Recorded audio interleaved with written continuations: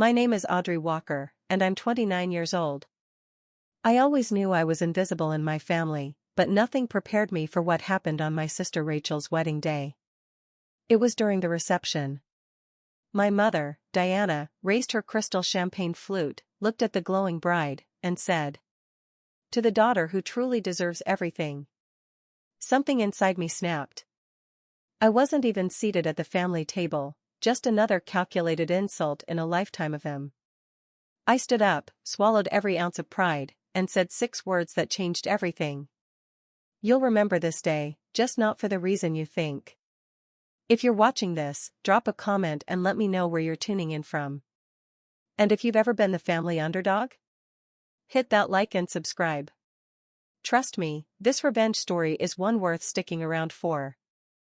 Growing up in Boston's affluent Beacon Hill neighborhood, I learned early on that I was secondary. A supporting character in my own home. Rachel, my older sister by 3 years, was the sun our family orbited. She was born golden, flawless waves of blonde hair, our mother's piercing blue eyes, and a kind of effortless charm that drew people in like moths to a flame. Our childhood home, a meticulously restored Victorian brownstone filled with antiques and family heirlooms, might as well have been a shrine to Rachel. The living room wall? Covered in her debate team trophies, honor roll certificates, and later, her Harvard acceptance letter, framed in gold. Meanwhile, my consistent A's and B's from a prestigious private school? Acknowledged with a distracted "That's nice, sweetie," before the conversation inevitably shifted back to Rachel. My earliest memory of this imbalance? My 6th birthday. Mom had promised a small party with a few friends from school. But when Rachel suddenly had an important soccer tournament that weekend, my celebration was postponed. It was never rescheduled. Instead, I got a lone cupcake with a candle stuck in it the night Rachel's team won the championship. "We're celebrating 2 victories today," Dad said. But we all knew which one really counted. When Rachel turned 16, our parents shut down an entire restaurant and hired a local band. For my 16th? Mom forgot to order a cake. She grabbed a last-minute grocery store sheet cake, with my name misspelled as Aubrey. I pretended not to notice. Our father, Richard, a high-powered investment banker, worked long hours but always made time for Rachel's life. My softball games, my art exhibits, my school plays? Let's just say, I got used to scanning crowds for faces that never showed. "Your father has an important client," Mom would say. Or, "I had a terrible migraine." But they never missed Rachel's events. In fact, they'd rearrange entire business trips just to attend. By high school, the divide only grew. Rachel was homecoming queen, class president, and valedictorian. I found my place in digital arts and computer science, passions my parents dismissed as just playing on the computer. When I got into Northeastern University on a partial scholarship for graphic design, Mom's response was, "Well, at least it's in Boston. Not Harvard, of course. But it's something." When Rachel graduated from Harvard, they threw a weekend-long celebration. Relatives flew in from all over the country. When I graduated with honors from Northeastern?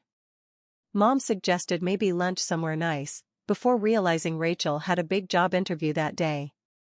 The lunch never happened. And yet, despite it all, I built something real. I carved out a successful career as a digital marketing specialist at one of Boston's top agencies. I made more than many of my peers, built a solid circle of close, loyal friends, and bought my own condo in Somerville at 27, no small feat in Boston's cutthroat housing market. None of it seemed to matter to my family. Then Rachel announced her engagement to Jason Blackwell, heir to a commercial real estate empire, and her boyfriend of 18 months. My parents were ecstatic.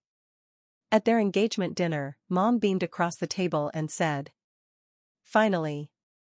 The wedding we've always dreamed of." I wondered if she even noticed I was sitting right there. Still single. Apparently not the daughter whose wedding they'd been dreaming about. Wedding planning consumed our family for nearly a year. Every Sunday dinner turned into a strategy session, flowers, venues, guest lists, on and on. My opinions weren't asked for. And when I offered them anyway, they were ignored. I watched my mother and sister scroll Pinterest together, shop for the perfect dress, debate honeymoon destinations. I was there. But not really. Present, yet invisible, like furniture. 3 months before the wedding, I learned I wasn't even in the bridal party. I found out by accident, a group email about bridesmaid dress fittings. My name wasn't on it. When I asked Rachel why, her response was swift and cold. I just want my closest friend standing with me. You understand, right? No. I didn't understand. Not at all. When I brought it up to my mother, her words cut just as deep. Audrey, this is Rachel's day. She gets to make these decisions. Please don't make this difficult. The subtext was crystal clear. My feelings were disposable.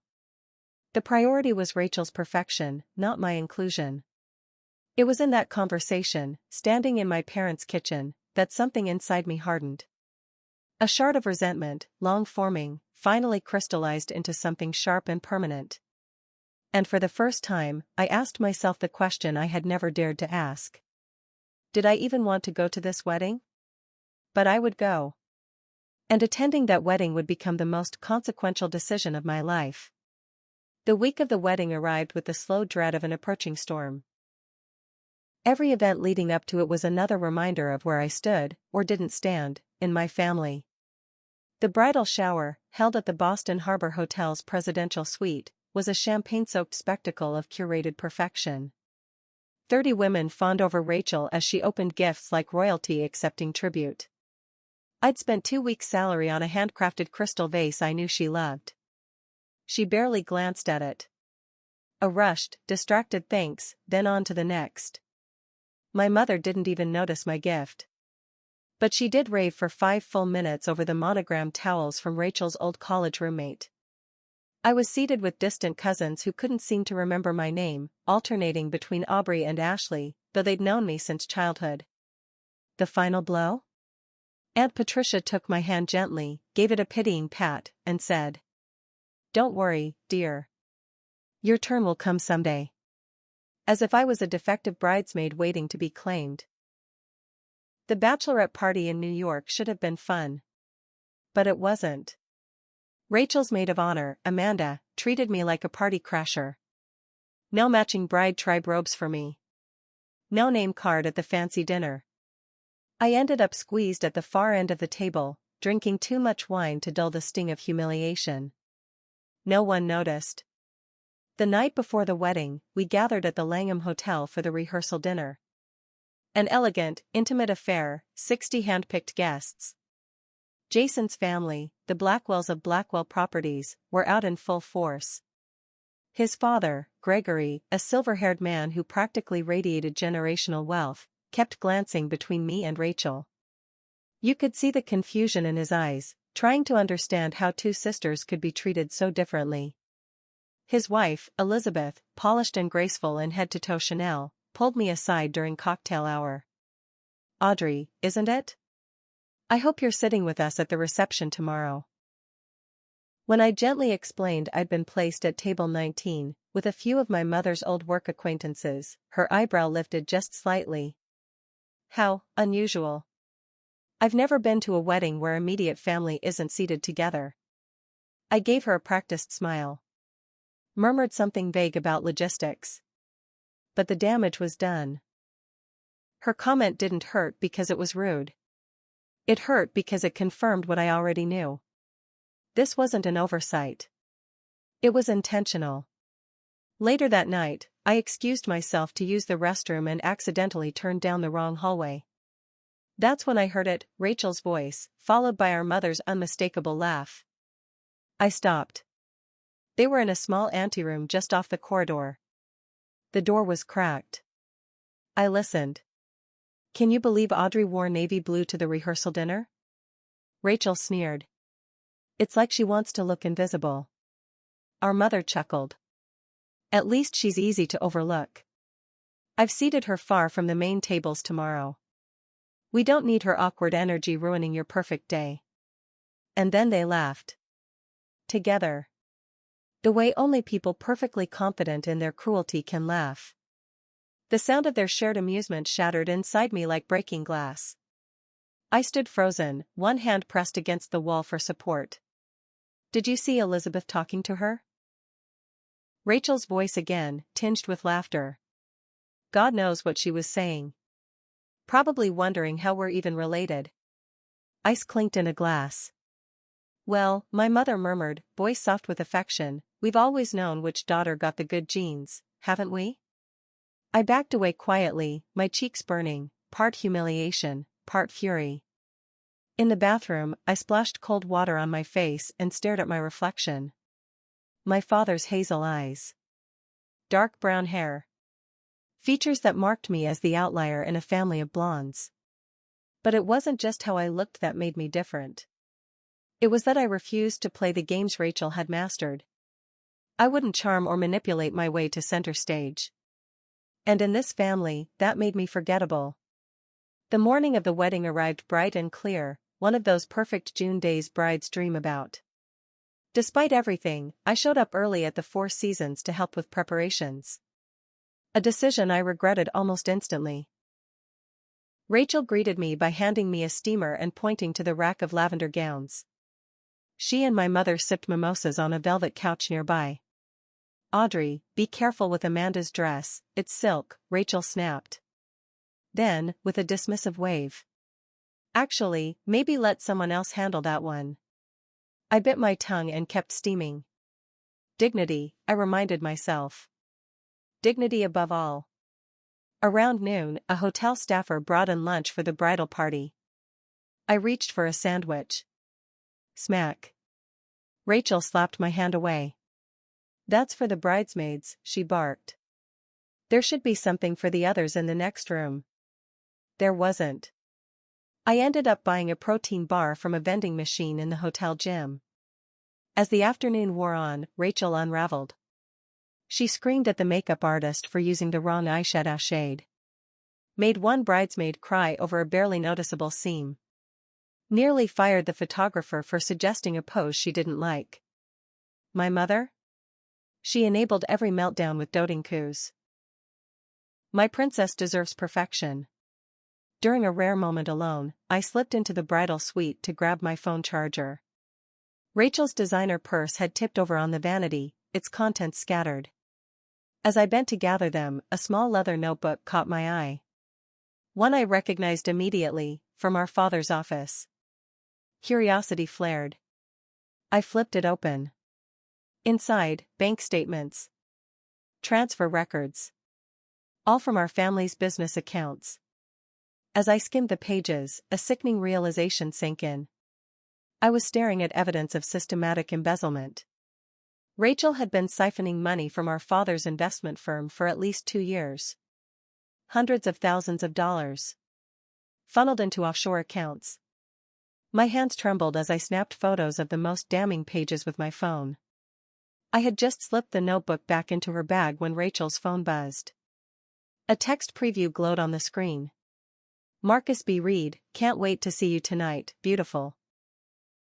Our special champagne toast in room 718 after the reception. I stared. Marcus Baxter Reed, Jason's best man. And Rachel's ex from college. The implication was clear. She wasn't just stealing from our family. She was planning to cheat on her husband on their wedding night. I took a screenshot. My heart was pounding. For one white-hot moment, I considered storming out. Calling my father. Exposing everything. But then I stopped myself. A lifetime of being dismissed, ignored, second-guessed. This time, I wouldn't react with impulse. This time, I'd use strategy. I slipped my phone into my clutch. Straightened my shoulders. And dressed for my sister's wedding with a very different mindset than I'd had that morning. I would attend this wedding. I would witness everything. And for once, I would not be overlooked. The Boston Seaport Hotel's grand ballroom had been transformed into a fairy tale, one that screamed wealth and control. 10,000 white roses and hydrangeas created a surreal garden of curated elegance. Crystal chandeliers draped in silk ribbons cast a warm, romantic glow over the 400 guests. A string quartet played Pachelbel's canon as attendees filed in. Despite arriving early, I was ushered to a seat in the back row. Far behind my extended family, who were seated in the first few rows like royalty. Cousin Melissa, who I hadn't seen in years, gave me a confused little wave from her prime seat, 7 rows ahead. I forced a smile and pretended everything about this seating arrangement was perfectly normal. Isn't the sister of the bride usually seated with family? The elderly woman beside me whispered gently, one of Jason's great-aunts I'd briefly met at the rehearsal dinner. Usually, I replied, keeping my eyes fixed on the aisle. At exactly 4 p.m., the ceremony began. 8 bridesmaids, Rachel's closest friends and sorority sisters, glided down the aisle in flowing lavender gowns, each holding a bouquet of white peonies. I recognized nearly every face. These were girls I'd grown up with. Some had practically lived at our house over the years. Any one of them could have been replaced by me, if Rachel had wanted her only sister in the wedding party. The music swelled. Rachel appeared at the back of the hall, arm in arm with our father. And I'll admit it, she looked stunning. Her gown, a custom Vera Wang, was a strapless mermaid silhouette, the kind of dress that shimmered under soft lighting, thanks to the delicate crystal beading stitched across every inch. Her hair was swept into an intricate updo, tendrils curling softly against her cheeks. Her makeup was flawless, elevating her beauty without drowning it. Our father beamed as he walked her down the aisle. I'd never seen him look at me that way. Not when I graduated with honors. Not when I landed my first big client. Not even when I bought my own condo. Without a dime of help from them. The ceremony itself was beautiful and exactly as expected. Rachel and Jason exchanged personal vows that left many guests teary-eyed. When they were pronounced husband and wife, the room erupted into applause. I clapped too, my hands moving on autopilot. But my mind was far away. After the ceremony, guests were guided into an adjacent ballroom for cocktails while the main space was transformed for the reception. I drifted through the crowd like a ghost, nodding at the occasional greeting but mostly staying on the sidelines, watching. Rachel and Jason were swarmed by well-wishers. My mother floated nearby, graciously accepting compliments on the exquisite wedding she'd orchestrated. My father stood with his usual circle of business associates, champagne in hand, laughing at something Jason's father Gregory Blackwell had said. I approached, hoping, maybe naively, for a moment of connection. "Audrey," my father said, finally noticing me. "There you are. Have you met everyone?" He gestured to the group. "This is Harold Simmons from Fidelity. And of course, you remember Gregory." I smiled politely and exchanged the required pleasantries. Before I could say anything else, my mother appeared at his side. "Come meet the Andersons from Connecticut," she said, tugging at his sleeve. He left with a distracted pat on my shoulder. When it came time to enter the reception, I discovered that table 19, my table, was tucked near the service entrance. Half hidden behind a massive floral arrangement. My tablemates? My mother's former assistant, retired 15 years ago, a distant cousin who kept calling me Rachel's little sister, and a smattering of business guests clearly invited out of obligation.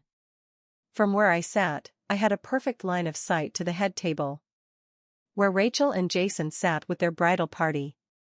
My parents were at table 1, naturally, surrounded by Jason's family and several of Boston's most prominent names. The message was loud and clear. I was not part of the inner circle. I was not, and had never been, priority. The reception began with the introduction of the wedding party, followed by Rachel and Jason's first dance, to at last by Etta James. They moved together gracefully, all golden light and easy smiles. The perfect couple. I wondered. Did Jason know about Marcus? Did he know about the money Rachel had been stealing? Dinner followed, a 5-course gourmet meal. Lobster bisque. Filet mignon. Chilean sea bass.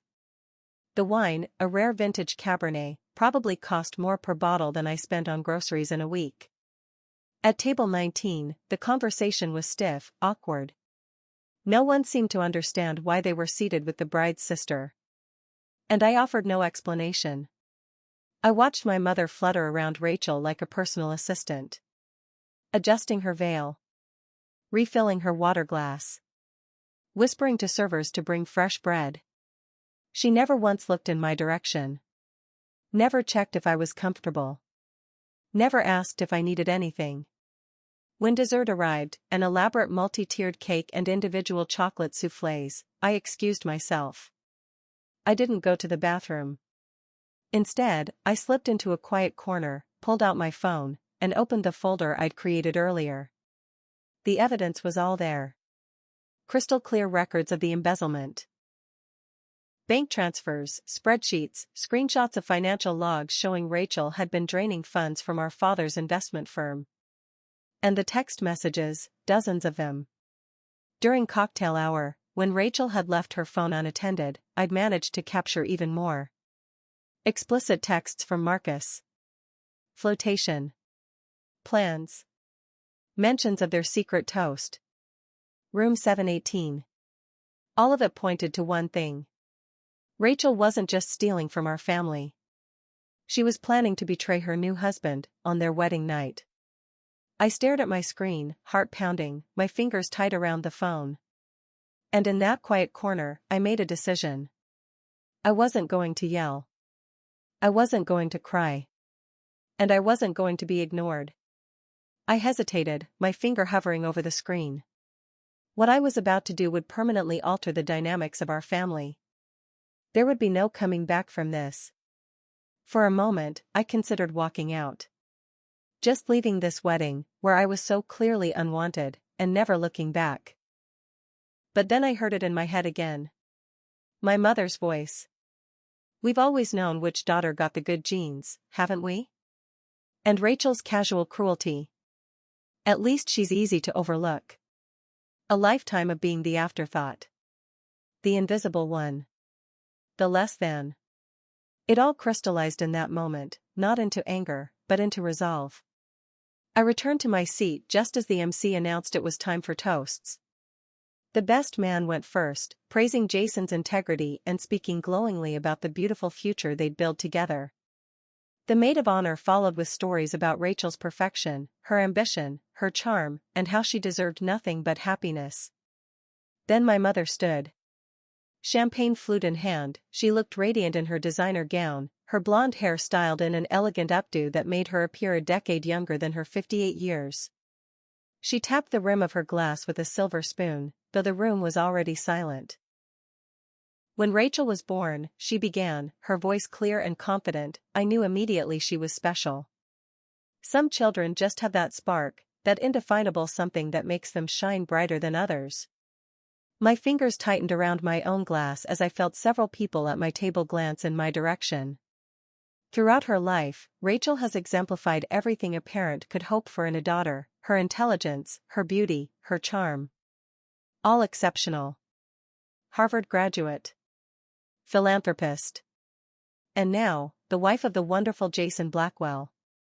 She paused to dab at her eyes with a monogrammed handkerchief, so theatrical, so typically her, I almost laughed. As a mother, she continued, there is nothing more fulfilling than watching your child find happiness with someone who truly appreciates her worth. Then she turned to Jason. You've chosen well. Back to Rachel. You've always been my pride and joy. She raised her glass higher, her diamond bracelet catching the light. I'd like everyone to join me in a toast, to the daughter who truly deserves everything. To Rachel. The ballroom erupted in applause. To Rachel, echoed across the room. I lifted my glass automatically, but didn't drink. Across the room, Rachel accepted the toast with the perfect expression of modesty and grace. But then, her gaze found mine. And there it was. The smirk. Barely perceptible, but there. A flicker of her lips, just long enough to let me know she was savoring my humiliation. The toast could have been to the bride and groom. Or simply to Rachel. But my mother had deliberately chosen her words to establish a hierarchy, a very public one. It wasn't an oversight. It was a declaration. And something shifted in me. 29 years of seeking approval. Of justifying their behavior. Of telling myself that family dynamics were complicated. But this wasn't complicated. This was cruelty, plain and simple. I stood. The motion was sudden enough that people around me turned. Even my mother's expression faltered, briefly startled, before it settled into something harder, irritation. "I'd like to add something," I said. My voice was steadier than I expected. The room didn't immediately quiet. A few conversations continued as guests returned to their desserts, assuming, of course, that whatever I had to say couldn't be important. The MC, sensing an unscripted moment, handed me the microphone with visible hesitation. A sharp burst of feedback sliced through the air, and suddenly, all eyes were on me. "For those who don't know me," I began, "I'm Audrey Walker. Rachel's sister." I paused. Let it sink in. I just wanted to say, my sister has always been exceptional at getting exactly what she wants. I turned toward Rachel. And she's right. Today is a day none of us will forget. Our eyes locked. You'll remember it, just not for the reason you think. I handed the microphone back to the MC and walked calmly toward the exit. Behind me, I could hear my mother's voice rising, tight and brittle. "Well, let's continue with the celebration. DJ, I think it's time for the father-daughter dance." In the lobby, I waited for the elevator, heart pounding beneath my stillness. I had exactly 57 minutes before everything went live. Just enough time. The hotel's business center was empty at this hour. I logged into a terminal and opened my cloud drive. The files were already uploaded, carefully labeled and sorted. I drafted a mass email. Recipients, every guest on the RSVP list, collected weeks ago, when I offered to help with the invites. A simple task for someone with a background in digital marketing. I also BCC'd the full Blackwell corporate email directory, easily scraped from their company website. Subject line: The truth about Rachel Walker Blackwell. Attachments included: bank records showing embezzlement from Walker Investment Group. Screenshots of text exchanges with Marcus Baxter. Arranging a meeting tonight, in room 718. Witness statements from company employees, confirming unauthorized access to financial accounts. I had been gathering those statements quietly for weeks, ever since I spotted the discrepancies during a routine site update. People talk, especially when you show them the truth. I reviewed the email one last time. Then, with deliberate calm, I scheduled it for delivery. 9:15 p.m. Precisely. When the cake cutting was scheduled to take place, according to the detailed timeline my mother had emailed to the entire wedding party, I confirmed the send, cleared my browser history, logged out, and quietly returned to the reception. I slipped back into my seat just as the father-daughter dance was wrapping up.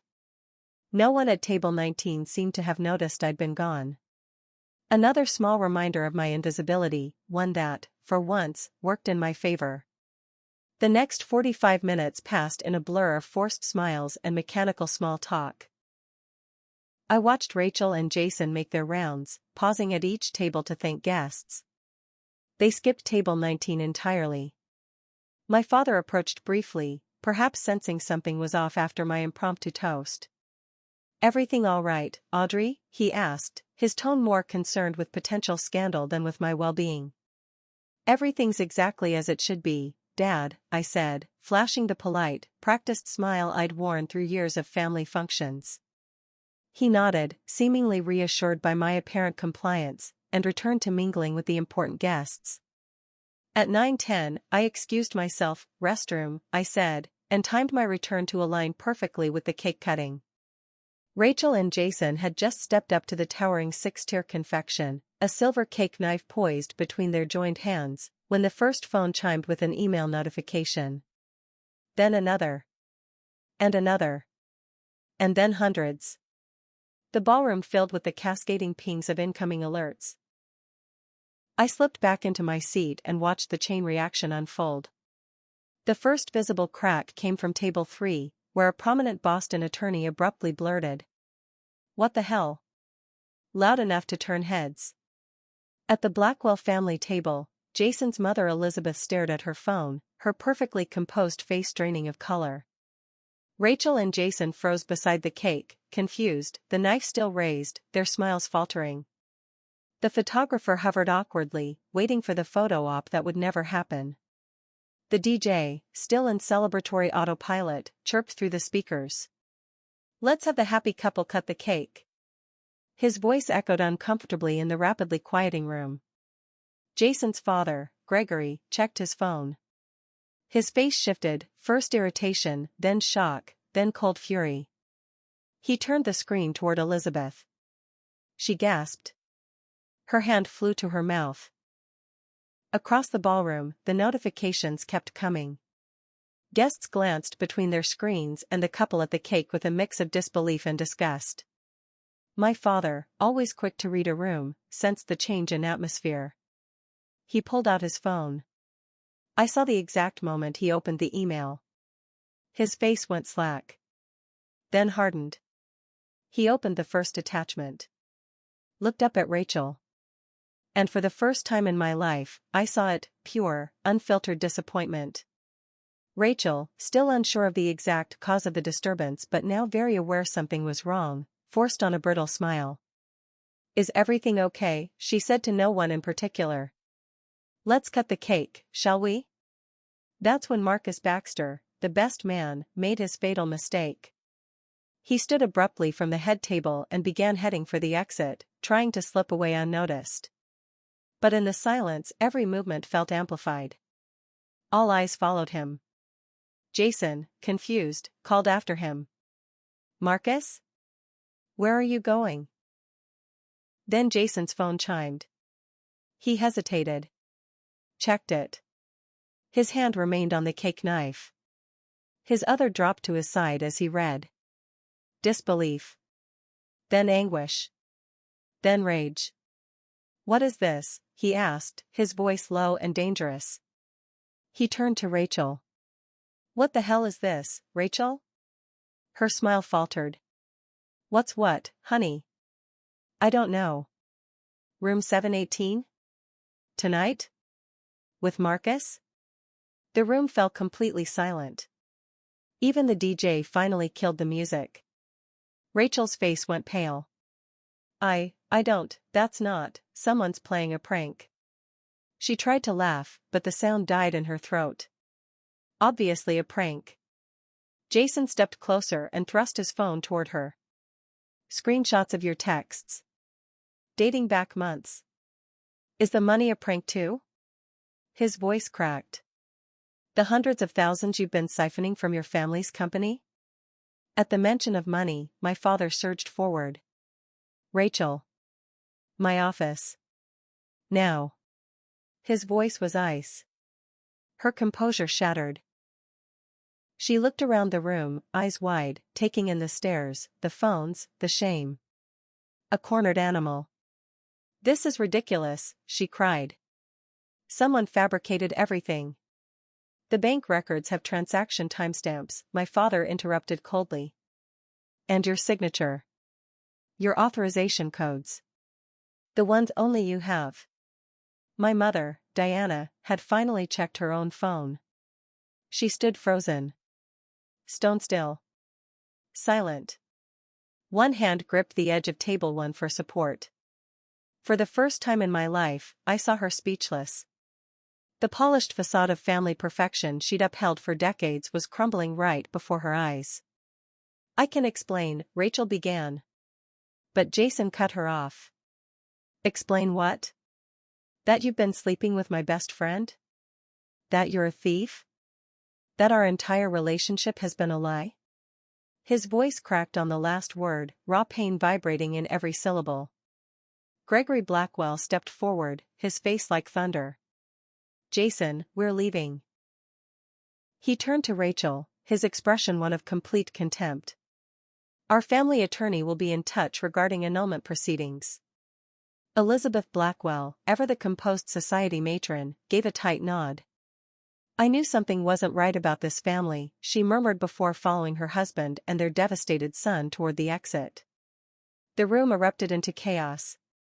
Guests began gathering their things, some leaving quickly to escape the unfolding disaster, others lingering, too entranced by the unraveling of what had, just minutes ago, been hailed as the wedding of the season. Rachel, finally grasping the full magnitude of her exposure, turned her wide, wild eyes on me.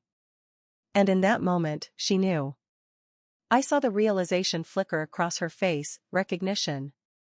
The only person who had both motive and access to the truth was me. The overlooked sister. You, she hissed, lunging at me.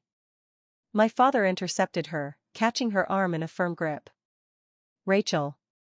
You've done enough damage. She ruined my wedding. Rachel shrieked, her mascara beginning to streak, tears of rage welling and spilling. She's always been jealous of me. She's always wanted what I have. My father's voice was grim, unyielding. What you have, Rachel, is a serious legal problem. With the Blackwells, and with me. $2 million. $2 million missing from client accounts. The guests still present fell into stunned silence at the number. My mother finally found her voice, small and shaking. There must be some mistake, Richard. Rachel wouldn't. The evidence is right here, Diana, he snapped, holding up his phone. Bank transfers to offshore accounts. Text messages discussing how to move the money without detection. It's all here. Marcus had been caught before he could escape. Jason's cousins were escorting him, now pale and visibly shaking, back into the ballroom. Jason confronted him head-on. Is it true? He stepped closer, eyes blazing. Have you been sleeping with my wife? Today? On my wedding day? Marcus didn't answer. He didn't need to. Jason's fist connected with his jaw in a sickening crack that echoed through the ballroom. The best man sprawled across the dance floor. I remained seated at table 19, watching it all unfold with a strange, eerie calm. This wasn't how I had imagined the evening playing out. I'd braced myself for anger. Accusations. Maybe even being thrown out of the reception. But not this. Not the complete implosion of Rachel's carefully crafted persona. Not my father's immediate shift to addressing the crimes instead of the messenger. As security responded to the physical altercation, the wedding coordinator hovered like a ghost at the edge of the chaos, her clipboard clutched tight to her chest like a shield. The DJ had already packed up and was slipping quietly out a side door. The cake still stood, untouched. The ceremonial first cut would never be made. Across the wreckage of her perfect day, Rachel's gaze found mine again. This isn't over, she mouthed. Her face twisted with hatred. And for the first time in my life, I held her stare, unflinching. I wasn't afraid anymore. The worst had happened. The secrets were exposed. The perfect daughter, revealed as a fraud. And I was still standing. As the reception dissolved into chaos, a weight lifted from my shoulders. 29 years of being the disappointment. Of measuring myself against an impossible standard. Of surviving on scraps of attention and affection. It ended tonight. Whatever came next, I would face it as someone who had finally found her voice. The ballroom emptied quickly after Marcus was escorted out, and the Blackwells departed without another word. Distant relatives and business contacts slipped away, some looking embarrassed, others determined not to make eye contact with anyone bearing the Walker name.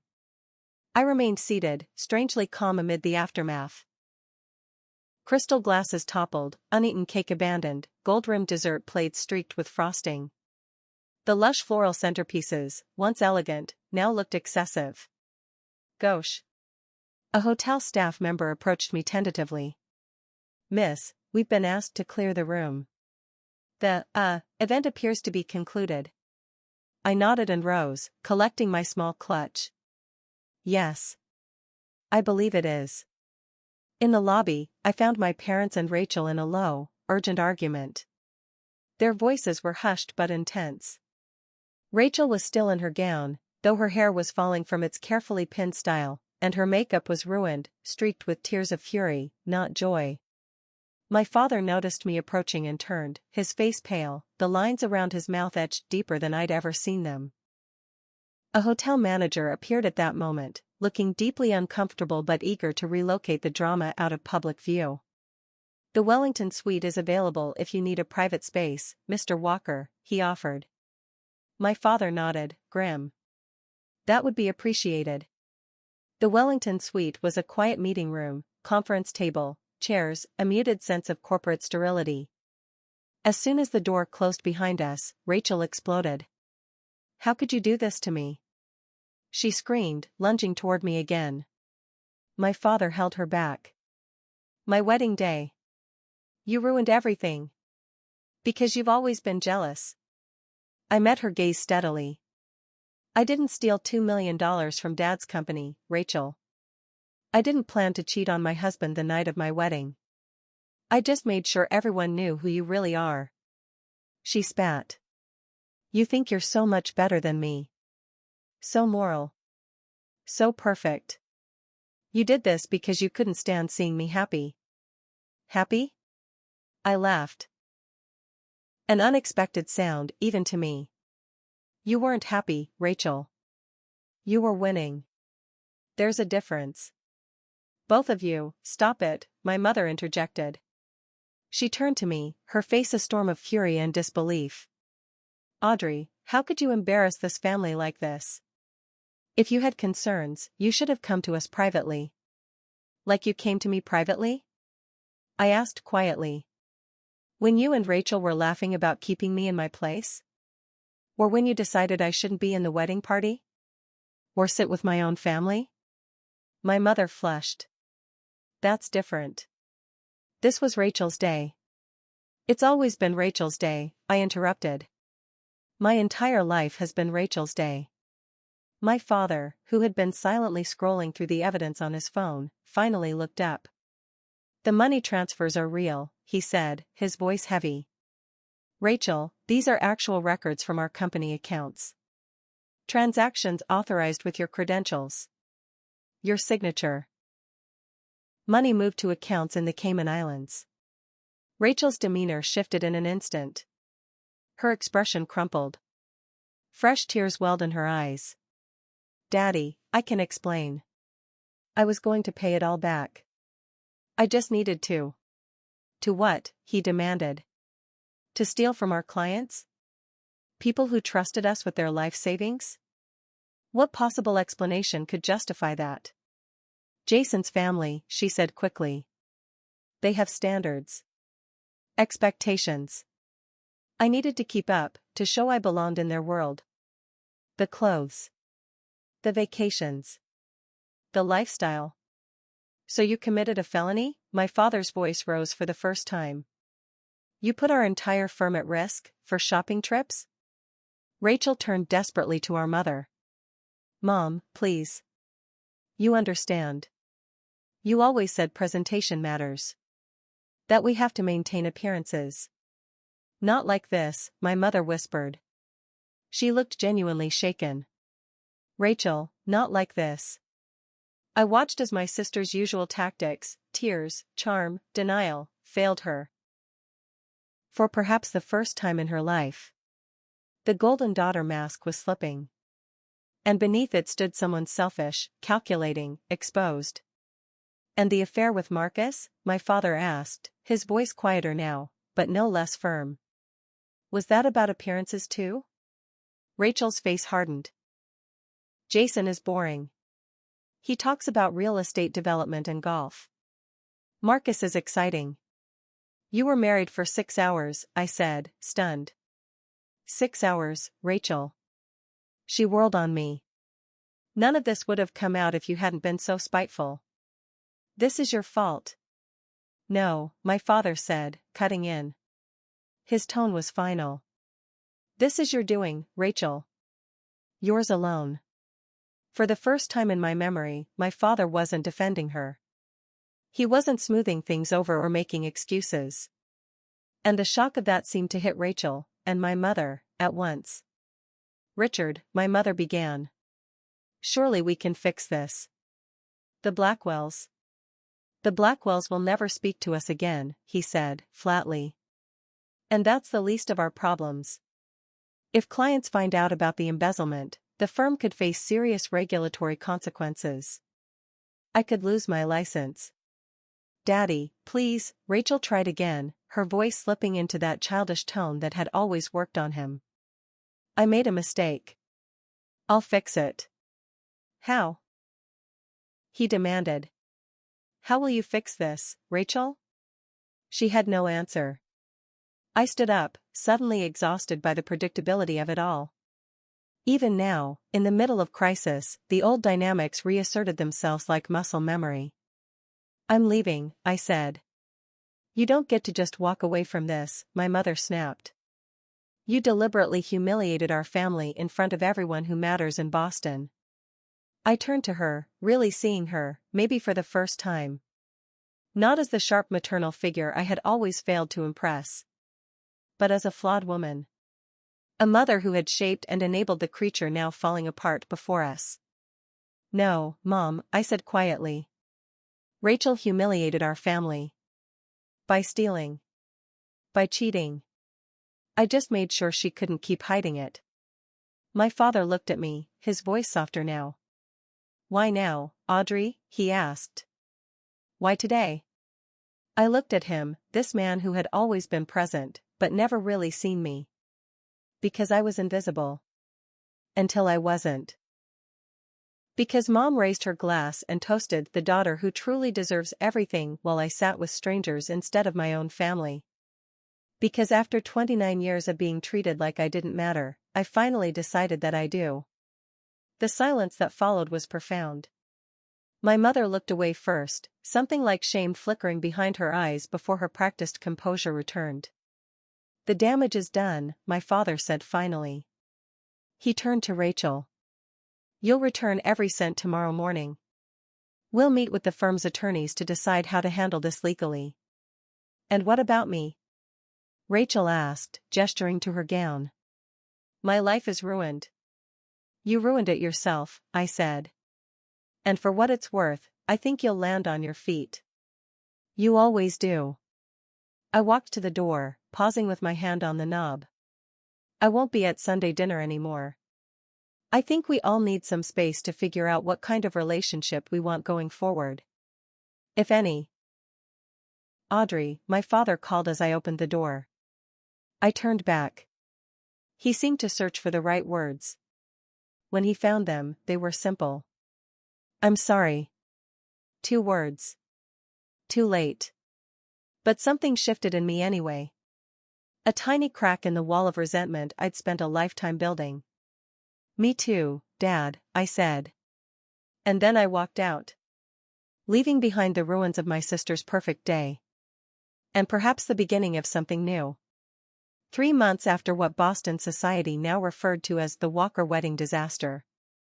I sat in my Somerville condo, watching late September sunlight filter through the leaves of the maple tree outside my window. The peace of the moment stood in stark contrast to the chaos that had followed. As I had predicted, Rachel landed on her feet. Somewhat. After the embezzlement was discovered, my father worked with the firm's attorneys to quietly return all stolen funds to client accounts, before any regulatory bodies became involved. To avoid criminal charges. Rachel had been required to sign a legally binding agreement to repay every cent she had taken. It resulted in the sale of her luxury condo and most of her designer possessions. The marriage to Jason was annulled within weeks. The Blackwell family, understandably humiliated and furious, closed ranks around him and ensured that the details behind the annulment remained private, though Boston's elite buzzed with rumors. Marcus Baxter left town entirely. Reportedly, he'd taken a position with a financial firm in Chicago, after Jason's father made it clear that no reputable company in Boston would hire him again. As for my parents, the fallout was complicated, and still ongoing. Faced with undeniable proof of his golden daughter's crimes, my father appeared to undergo a genuine reckoning. The man who had spent decades overlooking Rachel's flaws, and my existence, was forced to confront the cost of his choices. 2 weeks after the wedding, he showed up at my door unannounced. He looked older. Smaller, somehow. And deeply unsure. He stood in the hallway, awkward, holding a paper bag from my favorite bakery. "Can we talk?" he asked. Over coffee and pastries, my father tried something new for him, honest conversation. "I failed you," he said simply. "I've been thinking about it constantly, your childhood, your accomplishments. How many of your school events did I miss? How many times did I brush aside what you achieved while celebrating Rachel?" "Too many to count," I replied, because that was the truth. He nodded, visibly absorbing the weight of my words. "I don't expect forgiveness, Audrey. But I want you to know. I see it now. And I'm deeply ashamed. It wasn't a magic fix. Decades of emotional neglect can't be undone in a single afternoon. But it was a beginning. We agreed to meet once a month for lunch. A small step. A new foundation rising from the ashes of what we used to call a relationship. My mother took longer to reach out. Her carefully curated world of status and control had collapsed spectacularly, and she'd retreated to the Cape Cod house for weeks, avoiding the whispers and stares of Boston society. When she finally called, her voice was different. Subdued. The authoritative edge I'd grown up with was missing. "I've been seeing a therapist," she said. The admission seemed to cost her something. She told me the therapist suggested she might have issues with control and appearances. That maybe, just maybe, those issues had damaged her relationships. Especially with her children. "That sounds accurate," I replied, unwilling to cushion the truth for her. "I don't know how to fix this, Audrey," she said. "I don't even know if it can be fixed." "Neither do I told her. But recognizing there's a problem is supposedly the first step." We were taking tentative steps, coffee in neutral cafes, conversations that sometimes scratched the surface of something real. Other times, we barely made it past polite small talk. When emotions ran too high, we paused. It was imperfect progress. But it was progress nonetheless. Rachel, unsurprisingly, remained distant. Our relationship was fractured, maybe permanently. She'd been forced to move into a modest apartment in Brooklyn and had taken a job at a friend's marketing firm. A significant step down from her previous executive role. When we crossed paths at family events, she was civil, coldly so, but the resentment simmered just beneath her polished surface. I'd heard, through family channels, that she was now dating a wealthy divorced 20 years her senior. Already planning her next climb up the social ladder. Some things never change. A knock at the door pulled me from my thoughts. Samantha stood there, my closest friend, and one of the few people who had stood by me through the chaos. "Ready for brunch?" she asked, stepping inside and pulling me into a quick hug. "I'm starving. And I want to hear everything about your date with coffee shop guy." I laughed, grabbing my purse. "It was just coffee, Sam. Not a big production." "After the year you've had, even coffee is a big deal," she said with a grin. "And he sounds nice. Normal. Completely unlike your drama tornado family." As we walked toward our favorite local cafe, I thought about how the wedding day, once poised to be Rachel's greatest triumph, had unexpectedly become my liberation. The public shattering of our family's carefully guarded image had done what years of quiet pain never could. It forced a reckoning. I'd learned that standing up for yourself isn't selfish. It's necessary. That family relationships are meant to be mutual, not one-sided. That being overlooked is not the same thing as being invisible. Unless you let it be. Most importantly, I'd learned this. Living authentically, however messy, complicated, or imperfect, was infinitely better than the hollow perfection my family had clung to for so long. Over avocado toast and mimosas, Samantha raised her glass. "To new beginnings," she said, "and no more fake smiles." I clinked my glass against hers, smiling, genuinely this time. To being seen. The path forward wasn't crystal clear. Healing wounds this deep, especially within a family built on image and denial, would take time. If it happened at all. But for the first time in my life, I wasn't measuring my worth against Rachel's achievements. I wasn't waiting for my parents' approval to feel valid. I was writing my own story, one authentic, imperfect day at a time. And that, I realized, was the victory I had been searching for all along. If you've ever felt overlooked, unseen, or undervalued by the very people who were supposed to love you most, I hope my story gives you courage. Have you ever had to stand up to a family member who treated you unfairly? I'd love to hear your story in the comments below. If this resonated with you, please hit that like button, subscribe for more true stories, and share it with someone who might need to hear they're not alone. And remember, sometimes the most powerful thing you can do is simply refuse to be invisible any longer. Thank you for listening. And may you always find the strength to be unapologetically yourself.